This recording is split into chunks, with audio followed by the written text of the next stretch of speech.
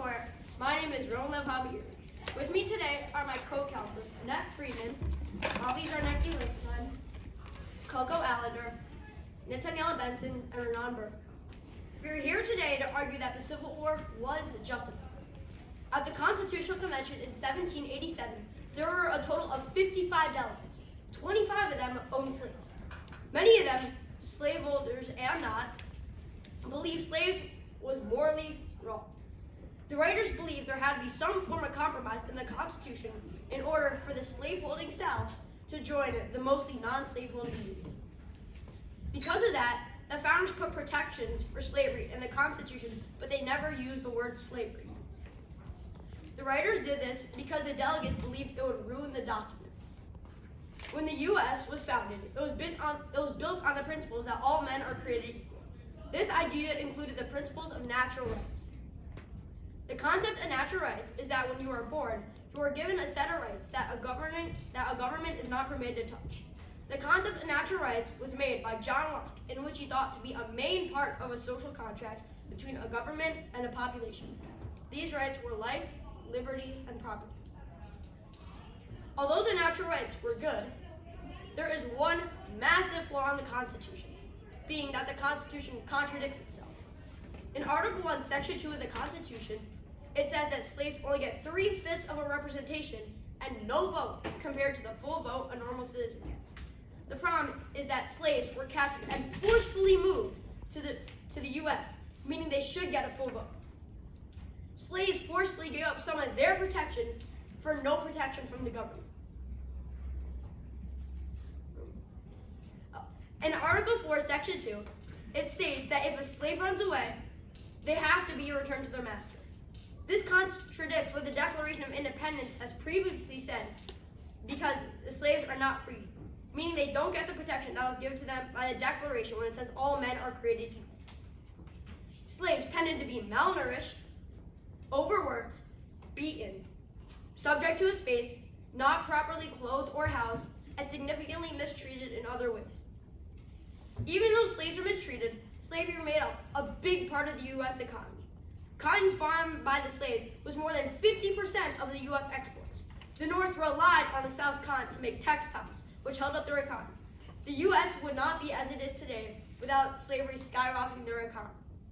Because slaves were mistreated, there were a group of people called abolitionists who tried their best to abolish slavery. They wrote documents, gave speeches, passed laws, killed people, and even died, all for the cause of abolishing slavery. After the war, 750,000 citizens died. The U.S. had $1.5 million in property damage and $5.2 billion in war efforts were lost. At issue is the question whether the Civil War committed the offense of mass homicide and destruction. Was this destruction justified? The Civil War indeed was justified, because there was a massive constitutional crisis leading to the secession of the South. The only way to settle this crisis was by fighting for the correction of the Constitution. The founding documents were flawed because slaves were denied their natural rights they were given in the Declaration of Independence and the Constitution. The moment slaves were brought to the U.S., masters directly denied their natural rights by slaves being abused. Slavery violated the right of liberty because slaves were confined to their master's land and could not exit the premises unless given note by the master. The definition of liberty from the Oxford Dictionary is freedom or release from slavery, bondage, or imprisonment. Therefore, by the definition of the Oxford Dictionary, masters not allowing their slaves to go outside the plantation is considered bondage and imprisonment because the slaves are not free. The right of life is also breached because slaves could get whipped, meaning that their life and experiences of life could be endangered. This action directly violates the slave's right to life. Because the slaves are getting whipped, they could lose their ability to experience life because of the pain or losing a limb, which could cause death. A slave getting killed is the direct opposite to the right of life. Slaves' right to property was violated because masters did not give slaves enough food. Slaves also couldn't control what they ate. Because of this, the slave's right to property was violated due to slaves not being able to choose their food or the amount of food. Masters also violated the right by giving slaves a minuscule portion of food, meaning slaves couldn't keep their nutrition up. Although slaves were mistreated by Southerners, people in the South also felt their rights were being denied. The Missouri Compromise of 1850, and the Kansas-Nebraska Act denied Southerners' rights given to them by the 10th Amendment and should not have been passed. The 10th Amendment states that the powers not delegated to the United States by the Constitution or prohibited by the states are reserved to the states respectively or to the people. Because the Constitution does not talk about the government's rights to pass acts limiting property ownership or compromises, that power should be reserved for the states. The problem is that the government passed these acts and compromises they were not allowed to pass, meaning they violated the constitutional rights of the South. The government also did not execute the Fugitive Slave Clause, even though it was stated in the Constitution. In the South, there were a lot of slaves who ran away to the North to be free from their owners. The government was supposed to give them back, but that rarely happened. That directly violates the Constitution because the slaves should have been returned, but they weren't. Southern states thought the rights to property were being denied because slave owners were not allowed to expand to the West with their slaves, meaning slave owners were not allowed to own their property. This action blatantly violated the right to property because owners should be allowed to bring their property with them anywhere, but the slave owners weren't allowed to bring their slaves with them. This constitutional crisis created outrage in the South because their rights were being violated and eventually caused additional outrage in the North at what the South was doing to slaves. During the 1800s in the North, resentment grew towards slavery in the South because the slaves' natural rights were being denied. There was a group of abolitionists who did everything in their power to abolish slavery. They would kill people, write papers, make speeches, try to pass laws, and tell their story, all for the goal of abolishing slavery. In the South, plantation owners were bombarded by abolitionist attacks. The abolitionists wanted everyone to know about slavery. They made it hard to ignore. Abolitionists also helped slaves escape freely to the North. This put immense fear and tension into the South because abolitionist efforts directly hindered the South's goal of maintaining slavery. Abolitionists also tried to make the North despise what the South was doing to slaves as much as they could. In the South, people were both mad because their constitutional rights were being denied and afraid for their slave industry and economy. Northerners did not want slavery to expand to the West because it would give the South more congressional representation. The South was mad about this because it denied them the rights of property. These actions by the North and abolitionists started to make the South feel left out from the rest of the U.S. because the South's economy was being directly targeted by the abolitionists and Northerners. At this point, there was no compromise possible because the North and West did not want slavery to expand to the South, but instead wanted to disappear. But the South strived to maintain their slave-run economy. The direction the country was heading was either to war or separation because there was no possibility that the two regions would compromise, meaning they're either fighting over the conflict or separating from each other. Going into the presidential election of 1860, there were four main candidates, being John Breckinridge, Abraham Lincoln, Stephen Douglas, and John Bell. John Breckinridge represented the South because he wanted slavery to stay powerful and expanded, which matched the South's goals. Abraham Lincoln represented the North and West because he didn't want slavery to expand, and he supported railroad expansion and tariffs, which represented the North and West. John Bell and Stephen Douglas represented the border states because they didn't have clear views on whether they liked or opposed slavery. The border states voted for them because they relied on the goods passing from north to south and vice versa to maintain their economy. If the country separated, the border states' economy would collapse because there would be no produce passing between their land to get to the north and the south. Because of this, the border states' only choice was to either vote for John Bell or Stephen Douglas. At this point, there was no compromise possible between the North, West, and South because each side had their own presidential candidate who respected both of their goals respectively. When the election results came out, the South was the only part of the country that voted for John Breckinridge. Because of this, they were infuriated and immediately seceded from the country. At this point, there's no other way to settle this matter other than going to war. This was because the regions were already not willing to compromise with each other, and the South seceded, meaning the only way for the Union to get the South back was by fighting for it. The Civil War fully resolved the conflict, because even though other problems sprouted from the war, everything that was fought over was solved. At the end of the war, the 13th, 14th, and 15th Amendments were passed to solve the constitutional crisis. The constitutional crisis was fixed because it amended the natural rights, which was the main point of contention during the war. The slave natural right of life was restored because slavery being abolished in the 13th Amendment and slaves getting equal protection under the law compared to all other citizens in the 14th Amendment.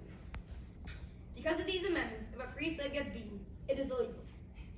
The slave's right to liberty was restored because the 14th Amendment gives all naturalized people, aka slaves, citizenship to the U.S. The 15th Amendment gives all men voting rights, solidifying the liberty of the slaves, showing how black men are treated the same as anyone else in the U.S.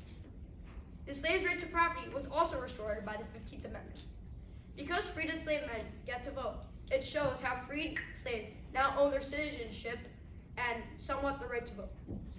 Even though the problems that were fought over in the Civil War were solved, there were some problems that came in the war, like slavery only being partially gone. Racism still existed, and there was a racist laws against black people. Even saying this, we still hold that the Civil War was indeed fully justified because has there ever been a war since the Civil War? No. Was there ever another compromise to try and stem the flow between the North and the South? No. Therefore, because there has never been a big escalation over slavery where the Constitution said the Civil War was justified. Since the founding of the U.S., there was a massive constitutional crisis which threatened the right to property and the 10th Amendment right of the South. It also allowed Southern plantation owners to deny their slaves' rights of life, liberty, and property. The North fought to abolish slavery, which put an insurmountable divide between the South and the North. This led to the secession of the South. The Union wanted to stay together, which led to the war over slavery and the constitutional crisis. Because there was no other way for the U.S. to stay together, we assert that the Civil War was justified. Accordingly, we ask that you find that the Civil War was justified. Thank you for your time. To Clause 3. The thing is that it directly states that if somebody runs away, they're supposed to be given back.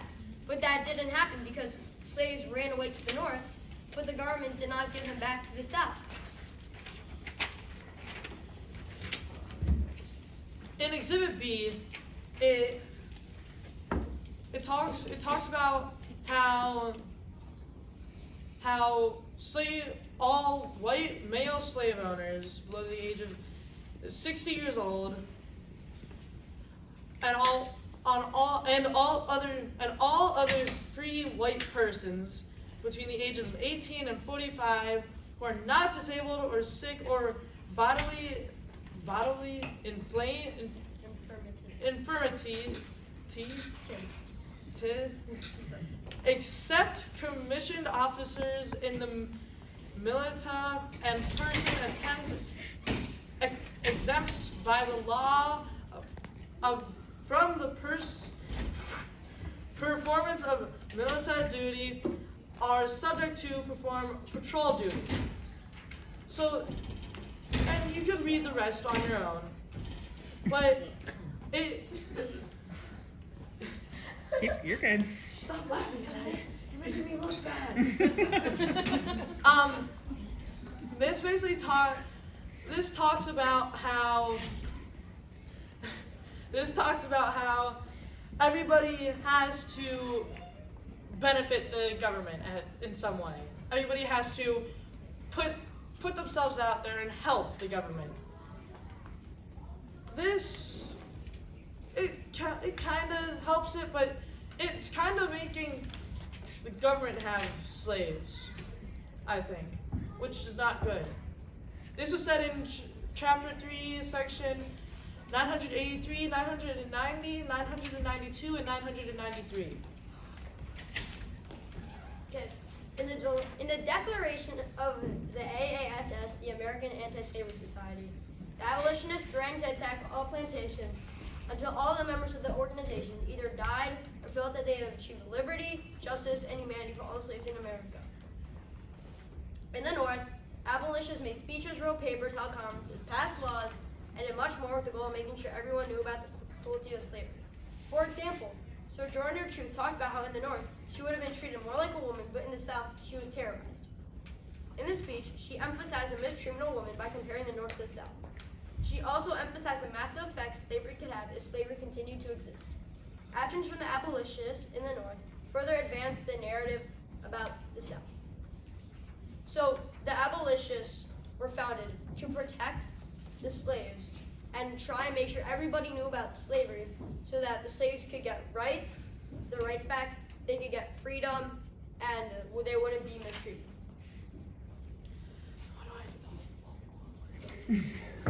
They also can see it, so you could also just say the exhibit number and the name of it without reading the whole thing. So Exhibit D,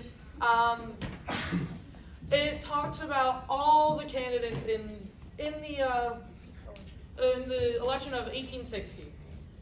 They were John Breckinridge, Abraham Lincoln, Stephen Douglas, and John Bell. So there's so many big names in this. There were two people from the Democratic side, Yeah. two people from the Democratic side who they had different opinions on slavery, so they ended up splitting. So usually there's only one person from the Democrats. There's two this year. I can't tell you who they were, but one of them had the opinion that slavery was good and it should stay.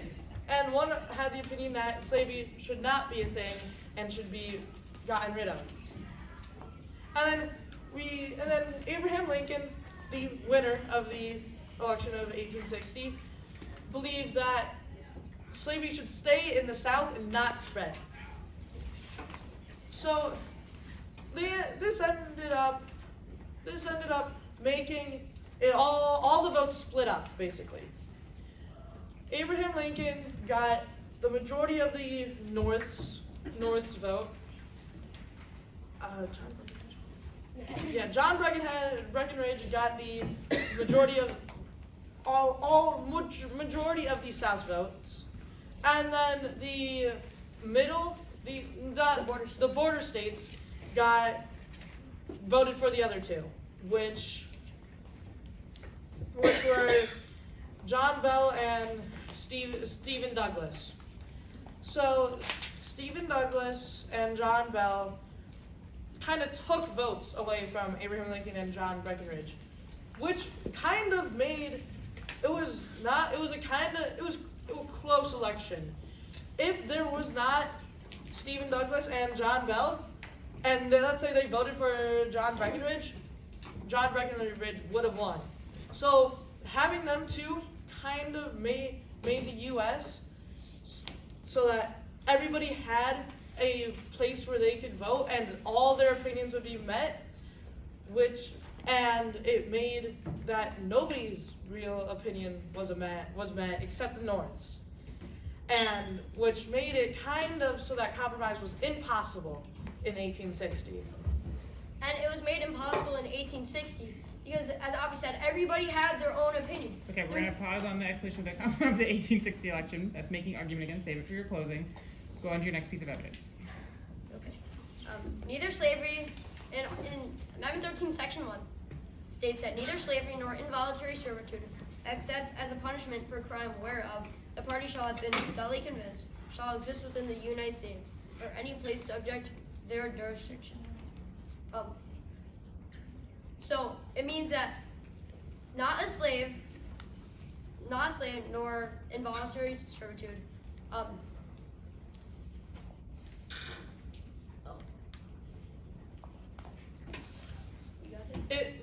It means that nobody will be enslaved unless it is a punishment, which this had a ton of loopholes that could have been made through it. A ton, which was really bad. It's something, which was a terrible thing. So many loopholes. And it states that slavery should end. And it ended outright slavery, but it did not end slavery just abruptly. It slowed it down, kind of. It prolonged it. And the 14th Amendment says that no person shall be a senator or representative in Congress, or elector, president, and hold up.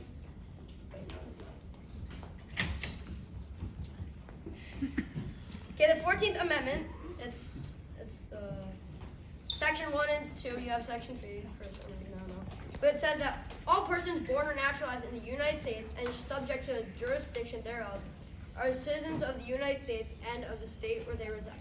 So all people born or naturalized, slaves were directly naturalized in the U.S. by them being captured and forced into the U.S. They are citizens of the U.S., the state in which they reside. No state shall make or enforce any laws which shall abridge any privileges or immunities of citizens of the United States. So the states cannot make any laws preventing the slaves from holding their natural rights. And yeah. Nor shall any state deprive the person of life, liberty, or property. The 15th Amendment.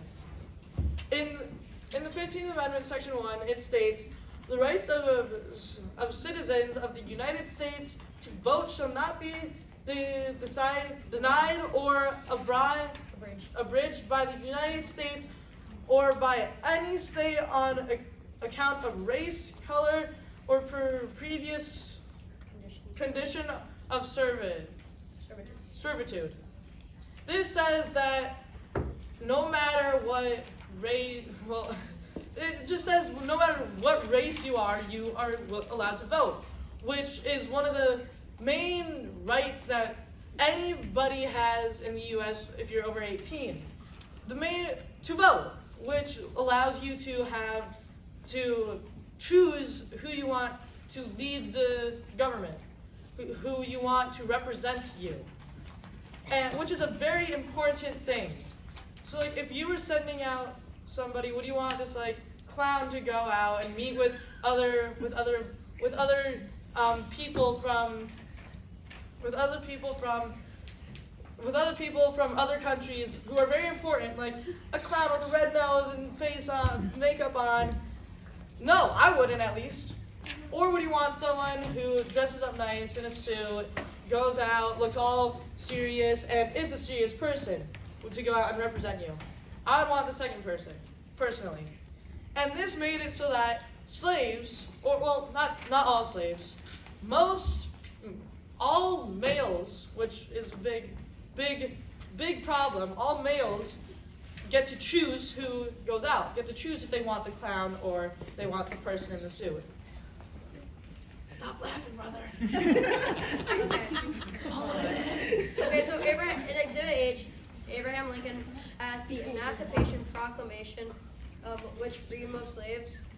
It says that I actually cannot read this. Yes, so sorry. Oh, no, I'm not sure. 1 moment. How many more pieces of evidence do you guys have? I don't know. Here we are. Okay. Who's in the closet? As the nation approached its third bloody year in war, okay. So it says that President Abraham Lincoln, as of January 1st, 1863, freed all slaves, or most slaves. So yeah, that's pretty much what it means. Exhibit 10. You can get your magnifying glass. I'm gonna have you guys. I'm noticing the time. I We wanna have make 2 sure. more. Okay, we're gonna do them super fast There's because they really have two them also. Okay, Exhibit I. Slavery in the United States shall be started because the slaves were a cheap way for slave owners to earn money. People in the north of the U.S. did not own slaves because their area was industry-based, meaning they did not need to own slaves to maintain their economy. This just states that the North didn't need slaves to maintain economy. Okay, in Exhibit J it says that even in the South, even though people morally did not like slavery, people overall loved it because slaves made them so much money. Slavery was the backbone for the U.S. economy in the South. Cotton picked by slaves made up for more than 50% of the U.S. exports and more than half the world's cotton.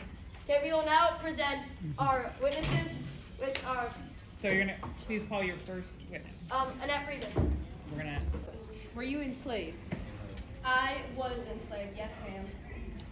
Where were you enslaved? I was enslaved on the eastern shore of Maryland. Did you escape slavery? In fact, I did. Why did you escape slavery?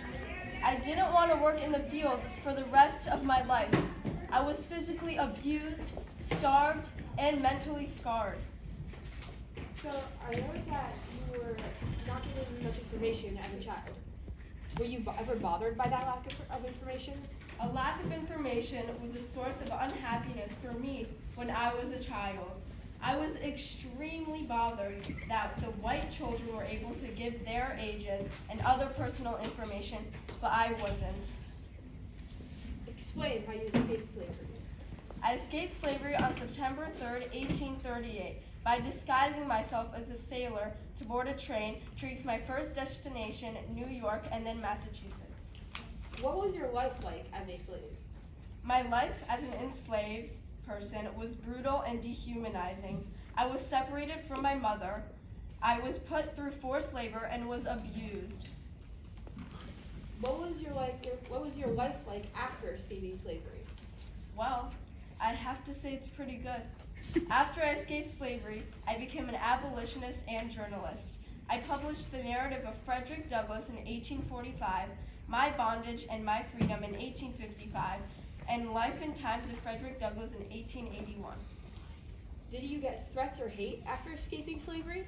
I did face many threats and hate after slavery. I was physically assaulted, and I got some death threats from supporters of slavery. As a slave, did you have a relationship with your family? Describe it. My mother was named Harriet Bailey. My father was a white man. I never really knew my father. My mother and I were separated when I was only a child. I never seen my mother more than 4 or 5 times in my life. She made journeys to see me at night. She traveled the whole distance by foot. She used to lie down next to me and help me fall asleep, but when I woke up, she was gone. Harriet then grew sick, and I wasn't allowed to be present at her death. How did you feel when your mother was dead? I did not experience many emotions when she passed. It felt like a death of a stranger. Explain how you were treated by your masters and overseers as a slave. My first master's name was Anthony. I don't remember his first name. People called him Captain Anthony. He was not a rich slave owner. He owned 2 or 3 farms and about 30 slaves. The farms and slaves were, there were about 30 of them. The farms and slaves were supervised by an overseer. His name was Plummer. Mr. Plummer was a miserable, drunk lunatic. He whipped women so hard that the master would get mad and threaten to whip him. What is one bad memory that you remember when you were enslaved? I was often awakened at the dawn of day by the most heart-rending shrieks of an aunt of mine, whom used to tie up to a joist and whip upon her body naked till she was literally covered in blood. No words, no tears, no prayers from his glory victim seemed to move his iron heart from its bloody purpose. I remember my first time hearing those screams. I was a quiet child, but I remember it well. I shall never forget.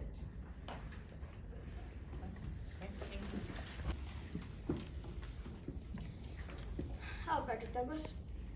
Hello. What did telling your story accomplish for you? It made people see how bad slavery was. So, do you think that the stories you published were making a difference that could have ended slavery? Yes. If so, then why did you have to go to war? Why did I have to go to war? Why did you choose that the North and the South should have gone to war? I don't know.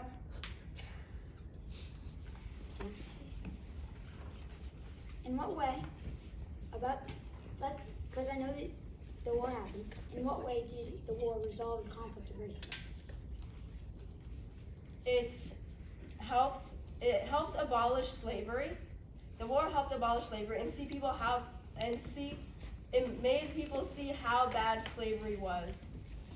Do you think that your efforts to abolish slavery without a war could have solved the problem without having as much racism as we have?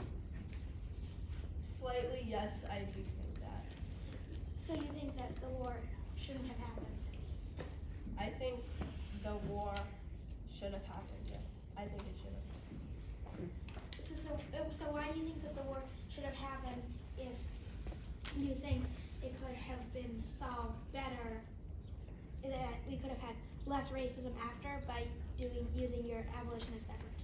I think that the war should have happened. It didn't have to kill that many people, but I think it was justified because this couldn't resolve itself. There was no peaceful solution to resolve what was going on in America at this time. Then, now, with racism, how has slavery, even though slavery has been accomplished, how has it been okay that racism has not been stopped? Racism is not okay Then why is the war justified? because it helped abolish slavery. It helped people notice what people like me were going through. Did you believe that slavery should be abolished through violence or peacefully? I think both were okay. I think what people were doing they didn't necessarily deserve a peaceful response to what they were doing to other people. Are you sure that, are you sure that with how many people that died, do you think that it was worth the war to stop slavery but not racism? I think that there could have been less death, but I think that the Civil War was necessary. Raise your right hand. Do you promise to tell the truth, the whole truth, and nothing but the truth? I do. Have a seat. David Walker, were you a slave? No, I was born in North Carolina to a free mother and an enslaved father. Did you support slavery? No, I did not support slavery. There are no words to describe what I witnessed as a young boy, and these memories made me decide to devote my life to the abolishment of slavery. What are some things you did individually because of slavery? I moved away from Wilmington, South Carolina to Boston, Massachusetts, because I could not remain where I must hear slaves' chains continually, and where I must encounter the insults of their hypocritical enslavers. What empowered you to help slaves? I was an evangelical Christian, which gave me the power to call out the hypocrisy of the white Christians who thought it was justified to own other human beings. What are some things you did to try to abolish slavery? I wrote an anti-slavery document called Walker's Appeal in 4 articles, together with a preamble to the colored citizens of the world, but in particular and very expressively to those of the United States of America. The goal of the appeal was to give hope to black activists and the world could change someday. Did you receive death threats after you published your document? I faced numerous death threats from slavery supporters after the publication of the appeal, which I denounced slavery and encouraged enslaved people to fight for their freedom. Did you do anything against the law in an attempt to abolish slavery? I did smuggle some copies of the appeal in the pockets of people who bought from my used clothes store, in hopes that they would reach Southern used clothes salesmen who would understand my intentions. What was something you saw that proved the cruelty of slavery? I once was traveling in the South when I saw an enslaved son and mother. The son was forced to whip his mother to death.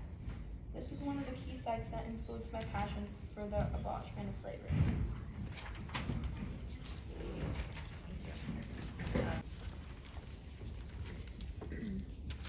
Oh, David Walker.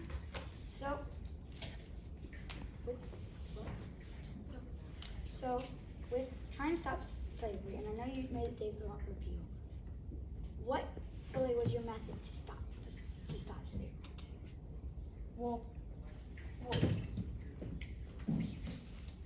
you understand the question? So you wrote an appeal. Does that show that you did believe that slavery could be solved through nonviolent methods?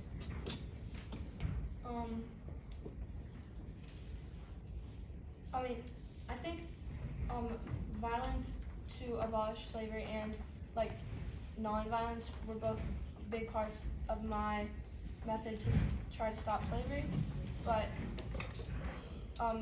the biggest part, the most prominent part that I did was writing the appeal. So, why did the appeal fit? In what way did it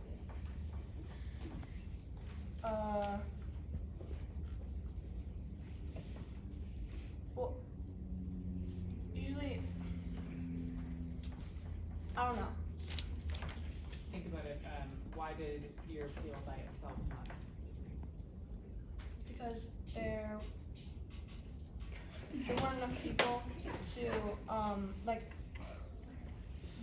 I was trying to as I said before, I smuggled copies of the appeal into pockets of people who bought from my clothes store, and in hopes that it would get to other white people who would see my intentions in what the appeal was trying to get. But I don't think that. Well, I think that the appeal was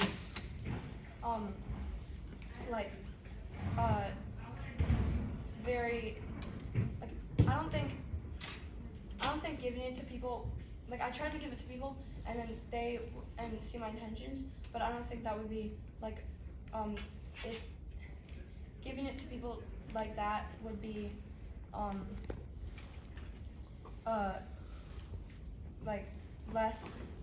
less important to give it to people, to other black people, so that they could see what I was trying to do and they could help me and support my causes. So you think that it had to go to war? You think that to solve the conflicts, it had to Yes. go to war? But once that happened, did it solve all the conflicts, or did it not? And which conflicts did it not solve? I think it overall solved or tried to solve slavery, but about racism and all that stuff, I don't think the war was mainly about racism, and so it was just about having slaves and how slavery was the economy for the Southerners. So I don't think it solved racism because that wasn't the main part of it. Do you think there would have been a way to solve slavery without having a large amount of racism? Yes. I think that if there wasn't after the war, if there wasn't slavery, if there wasn't racism, then it would be easier to not go into not exactly slavery, but people were tricked into slavery after the war. So So that didn't solve Last question. the war. Is that you? So do you think that by not going to war, by getting trying to get amendments passed without going to war, do you think that would have solved it without resulting into racism? Or do you think that the war was the only way to solve it and it couldn't have been solved in any better way? I think the war was the only way to solve the issues and conflicts of slavery. Thank you very much, Mr. Walker. Colby, please raise your right hand. Do you promise to tell the truth, the whole truth, and nothing but the truth? I promise to tell the truth, the whole truth, and nothing but the truth. Stephen Colby, were you enslaved? Yes. Did you escape slavery? No, I was set free. What did you do after you were set free? I got a job within the government. What position in the government? I was a legislator in the state of Georgia. What were some key moments for you as a black legislator? I was suspended by the other House members when they voted against having black legislators. During that time, I helped found the first colored school in 1865. Another key moment for me was when I was called to Washington, D.C. to testify about the time when I was assaulted by 3 members of the Ku Klux Klan. I identified the attackers as some first-class men in my town and explained how the men tried to bribe me to switch political parties or resign from my position in the government. Because of that, they returned a few days later and assaulted me and left me permanently hurt and injured. My left hand is not much use to me. What are you most proud of? I'm most proud of becoming a black legislator because that was not possible before the Civil War, and I'm very grateful for being able to get that to that stage in life. Thank you. With what happened to you, would you say that what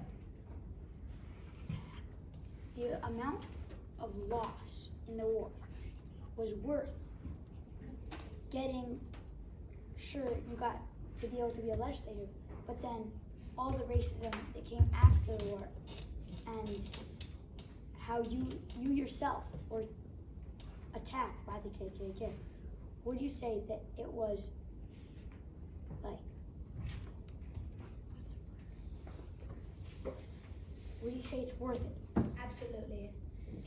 I think about all the death because black people can become legislators. It's electing the best people for the future. So you were attacked by the KKK, and now you're about to candidate. That isn't really fun. You know that the KKK did not only attack you; they attacked many people, and a lot of people that they attacked ended up in worse shape than you are now. So do you think that the war, all the racism, including the KKK, was worth the possibility of being a black legislator? Yes, I also don't know where you're getting racism from the war when the war was about slavery, not racism. Doesn't slavery involve racism? The war was about stopping slavery, and also mostly before the war became about slavery. The war was about the Union protecting themselves from the South leaving. Then Britain wanted to know what was going on, so Abraham Lincoln had to make a reason for the war, make a more logical reason for the war. So he made it about slavery. It wasn't fully about slavery. So Britain wouldn't get involved, and that means that it's not really about slavery. It's about how the Union in the South can still be together, and how slavery is breaking that up. Was the war constitutional? The war was about a constitutional crisis to fix the Constitution. Do you think that the condition of the slaves, how do you compare the condition of slaves before the war and slaves after the war, particularly slaves who had their land taken away, slaves who didn't have their rights, the former slaves who were attacked and beaten by the Ku Klux Klan? How would you compare those before and after the war? Well, yes, they were still beaten, and there weren't still much laws to protect them. But as the war ended and everyone was better, the war ended up actually reaching its full goal and at the finish line. So when the slaves, or not slaves, when the free people get attacked, they get that. That's not really anything that has to do with the war. It's about how the government needs to enforce on that. So you Last say, question. May I make this your last question? okay. So you say that destroying slavery was worth being, yes, you were not in slavery, but then having to deal with racism and all the deaths. There was over 800,000 deaths. Okay, there was over 750,000 deaths. And yet there was still racism and people were still getting treated so badly and so poorly. People weren't getting their rights. Do you think all of those deaths and all those people risking their lives was worth that still people weren't getting treated how they should? If there wasn't a war back then there would be a war now, because there'd still be slaves and there'd still be a constitutional crisis.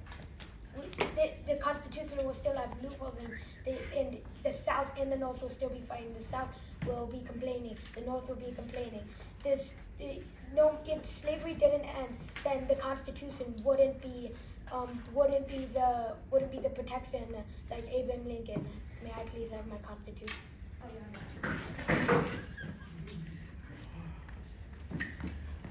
Here you go, sir. Quoting Abraham Lincoln, don't interfere with anything in the Constitution that must be maintained, for it is the only safeguard of our liberties, and not to Democrats alone do I make this appeal, but to all who love these great and true principles. Abraham Lincoln.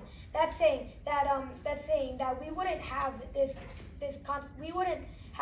this Constitution. The Constitution would interfere with itself. We had this war so we could protect our Constitution to protect ourselves. If it pleases the court, my name is Avi Zarnecki Lickstein. Today we were asking you to find the Civil War was justified. Our job was to prove that the Civil War was justified because destruction had to happen in order for the Civil War to be resolved.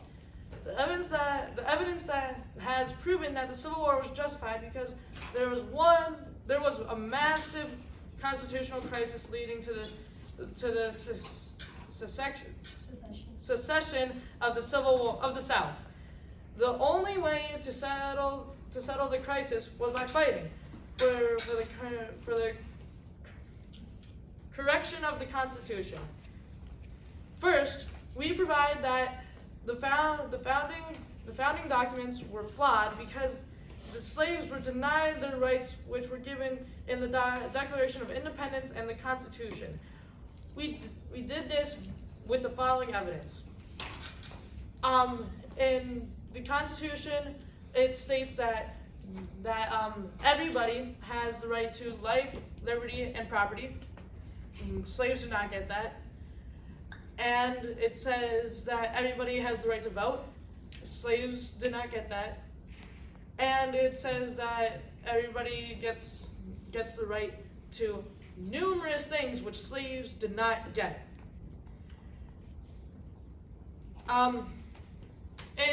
In our witnesses, we'll hold on, let me grab my witness sheet. Oh, wrong one. Sorry.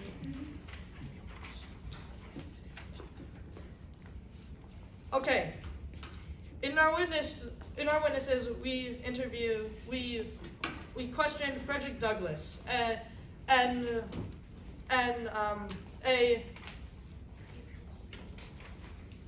we interviewed Frederick Douglass, who was a slave and escaped, but then got captured again, which we didn't really go over, but it wasn't that important. But he got captured again, then he was freed. Frederick Douglass was not given his right to property, life, or liberty. Property because slaves could not own property. They were the property. They were seen as like an apple on a desk. They could not own their tools that they would use to work with. They could not own anything at all. They could not own their clothes. They could not own anything. They were seen as kind of like a pet. They were dehumanized, not given any of their rights that were stated in the Constitution and the Declaration of Independence. And they were not rightfully treated by the slave owners. Next, we provide that although the war did end up causing billions of dollars in property damage and killed over 750,000 people, in slavery overall, just in the transport, this was from say the 1600 to 1808, because that's when they were not allowed to transport slaves anymore. 1.2 to 2.4 million African Americans died during the transport, which is far double the amount of people who died in the war. And let's say the war didn't happen, and slavery was still going. That would be double on the now 400 years slavery would have been going on. And there would be 3.2 million people dead at least if these statistics kept on going. So, I think that the 750,000 was really bad, but it was justified because of the 1.2 million at least.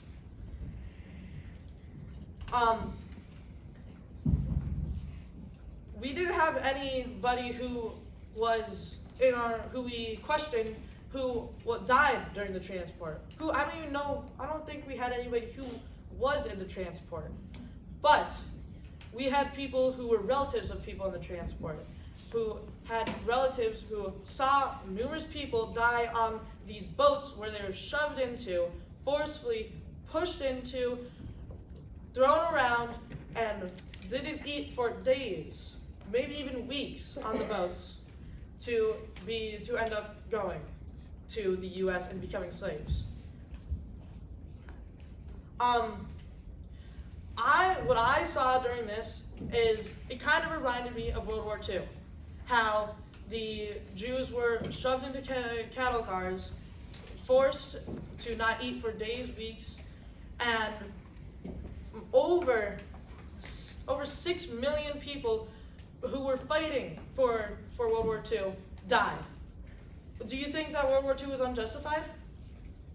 I don't, at least. And that is, it's not the exact same, but we are fighting to provide people with the rights that they have and should get. Finally, in most of their arguments, they were talking about how it did end slavery, but it did not end racism. The war was not to end racism. The war was just to end slavery, and mainly slavery. And we have in a bunch of things, in a bunch of writings that people said, it states that we went to war and it ended slavery, which mostly ended slavery, which was a good thing, and it saved a lot of people from dying or having terrible lives. And so if you were, so their argument, I believe, is based on something that was never meant for this is the way to happen. It was meant that, only this ended, but this didn't. The war was not over that. Maybe they'll have another war over that, which will end it. And so